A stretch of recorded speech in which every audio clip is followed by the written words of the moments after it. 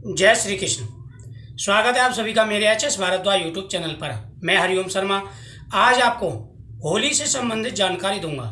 होलिका दहन कब का रहेगा, होली का पर्व किस दिन मनाना है, साथ ही पुत्र धन प्राप्ति के लिए कौन से ऐसे उपाय करें जिससे हमारी हर मनोकामना पूरी हो, अच्छे स्वास्थ्य के लिए व हर प्रकार की कष्टों के निवारण के लिए हमें किस प्रकार से उपाय करने चाहिए, होली का क्या महत्व होता है, भद्रा काल कब तक रहेगा, होलिका दहन का शुभ मुहूर्त क्या है, कौन से नियम हमें निभाने चाहिए, ये संपूर्ण जानकारी आपको इस वीडियो के माध्यम से प्राप्त होगी। आज मैं आपको पंचांग के हिसाब से होली का शुभ मुहूर्त बताऊंगा कि किस समय होलिका दहन का शुभ मुहूर्त रहेगा। साथ ही कुछ ऐसे उपाय भी बताने जा रहा हूं जिसके करने से आपकी सभी मनोकामना पूरी होगी। आप सभी को सबसे पहले होली की शुभकामना। दोस्तों, होली का जो पर्व है ये हमारे भारत में क्या पूरे विश्व से में ही मनाया जाता है। लोग बड़ा बेसब्री से इस पर्व का जो है इंतजार करते हैं और यह पर्व प्रेम का प्रतीक है, बुराई पर अच्छाई की जो है विजय का प्रतीक है। इस दिन जो व्यक्ति पूरे नियम के साथ में भगवान कृष्ण की पूजा करते हैं, महाकाल की पूजा करते हैं, उनकी सभी मनोरथ पूरे हो जाते हैं। आज के समय में आपसी बैर भाव को भूल करके प्रेम के साथ में होली का पर्व मनाना चाहिए। इस दिन जितना संभव हो सके उतना जो है गरीबों की सहायता भी करें और साथ ही आप उपाय भी करें। गर्भवती महिलाओं को होली वाले दिन, होलिका दहन वाले दिन घर से बाहर कम निकलना चाहिए, क्योंकि यह त्यौहार ऐसा त्यौहार है जिस पर टोने टोटके का भी विशेष प्रभाव होता है, कि एक राय का विशेष प्रभाव होता है। तो लोग हमेशा इस बात का ध्यान रखें कि जितना संभव हो सके दूसरों की भलाई करें। कभी भी किसी के विपरीत आप कोई भी उपाय ना करें, हमेशा उपाय ऐसे करें जिससे आपका भला हो, दूसरों का भी भला हो। अब मैं आपको पहले होलिका दहन का शुभ मुहूर्त बताऊंगा, उसके बाद में मैं आपको उपाय बताऊंगा कैसे उपाय करने। देखो, धर्म सिंधु में कहा गया है कि सा प्रदोष व्यापनी भद्रा रहित ग्रह, अर्थात प्रदोष काल व्यापनी फाल्गुन पूर्णिमा के दिन भद्रा रहित काल में होलिका दहन किया जाता है।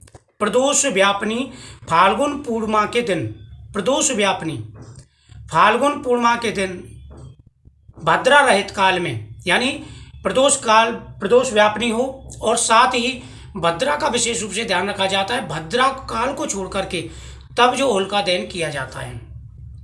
यदि प्रदोष काल के समय भद्रा हूँ, प्रदोष काल के समय अगर भद्रा हूँ और भद्रा निषेध काल लगभग अर्धरात्रि से पहले ही समाप्त हो रहे हों, तो भद्रा के बाद और निषेध काल से पहले होलिका दहन करना बेहद ही शुभ माना गया है।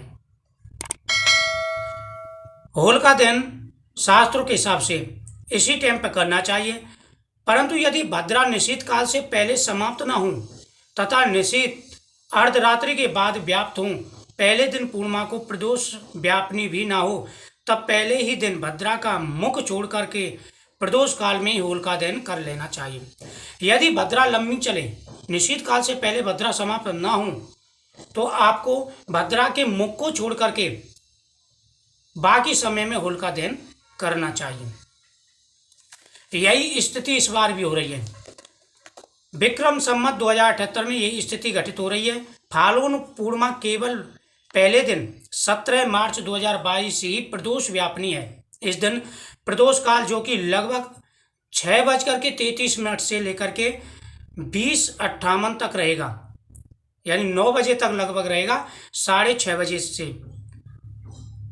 भद्रा से व्याप्त है और भद्रा निषेध काल अर्धरात्रि के बाद जाकर समाप्त हो रही हैं। यानी जब प्रदोष काल प्रारंभ होगा उस समय भी भद्रा लगी हुई होंगी और भद्रा निषेध काल के बाद निषेध काल तक रहेंगी। ऐसी स्थिति में उपरोक्त शास्त्र नियमानुसार 17 मार्च 2021 को ही भद्रा मुख्य काल को त्याग कर होलिका दहन किया जाएगा। यानी जब भद्रा समाप्त हो रही होंगी तो उसके कुछ घड़ी मुख्य काल को छोड़ करके होलिका दहन किया जाएगा, क्योंकि भद्रा लंबी चलेंगी इस बार। इसलिए भद्रा मुख्य निषेध काल मध्य भारतीय समय अनुसार 22:14 से 24:11 तक रहेगा।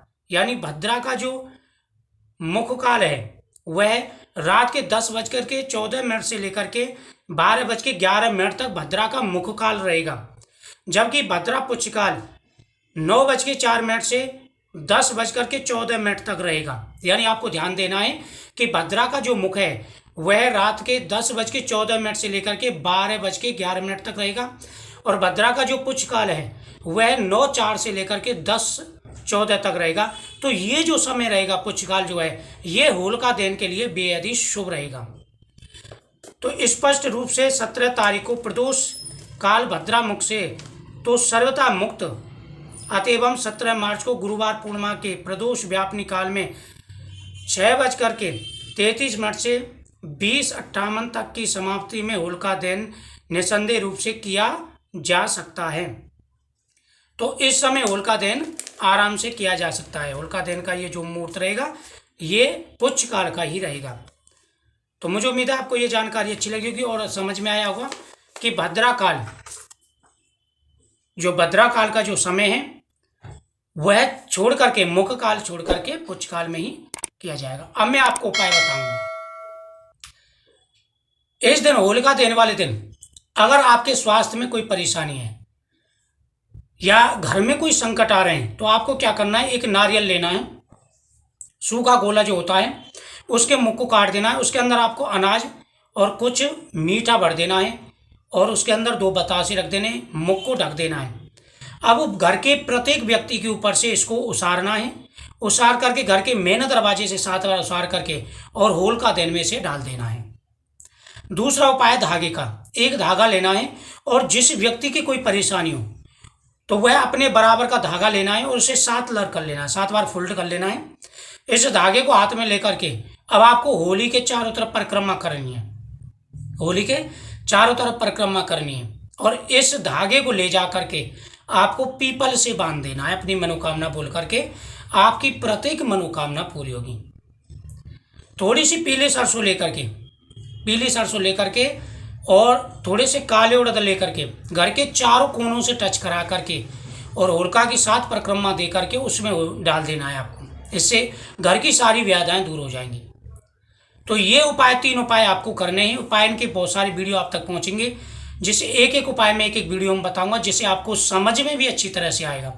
तो इसमें मैं आपको बताया है कि होलिका दहन का जो शुभ मुहूर्त है वो क्या रहेगा पंचांग के हिसाब से।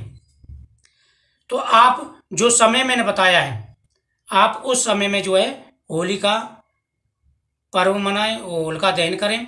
17 मार्च का होलिका दहन रहेगा, 18 मार्च की खेलने वाली होली रहेगी। तो इस वीडियो को ज़्यादा से ज़्यादा शेयर करें, चैनल को सब्सक्राइब करें। जय श्री कृष्ण।